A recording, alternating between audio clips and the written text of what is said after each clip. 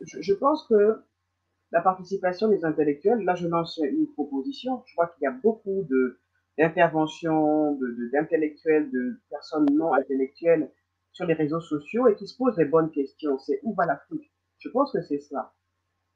Dans les années 90, on a lancé les conférences nationales. C'était le lieu pour chacun de s'exprimer. Et moi, je pense qu'aujourd'hui, il est temps que nous puissions, chacun dans nos pays respectifs, pouvoir lancer des états généraux pour faire le point de la situation.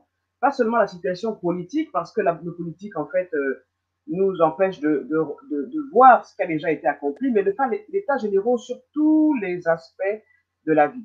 Et c'est aussi l'occasion de parler ensemble, de donner la parole à un paysan, donner la parole à un jeune, donner la parole à une autorité, un vieux papa du village, donner la parole aux intellectuels, aux femmes, aux techniciens que nous sommes. Je pense que c'est très important qu'on puisse, chacun de notre pays, décider, on est capable de le faire, initier des états généraux pour faire le point de là où nous sommes et là où nous voulons aller.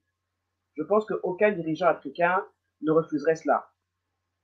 J'aimerais revenir sur le propos de M. Silvanio qui parlait despotes illuminés. Je pense qu'aujourd'hui, la jeunesse d'aujourd'hui n'a plus besoin de despotes illuminés. Non, elle va se rebeller. Je pense qu'elle a trop souffert. On n'est plus à l'époque où il faut la chicotte et le bâton. On est à l'époque où il faut de vrais leaders. Des leaders éclairés qui sont eux-mêmes l'exemple qu'ils veulent donner à la population. Quand on est un leader éclairé, quand on a une vision, quand on sait où on veut amener son peuple, mais le peuple vous respecte et il n'a même pas besoin d'être chipoté, d'utiliser le bâton, la carotte pour avancer. Tout à l'heure,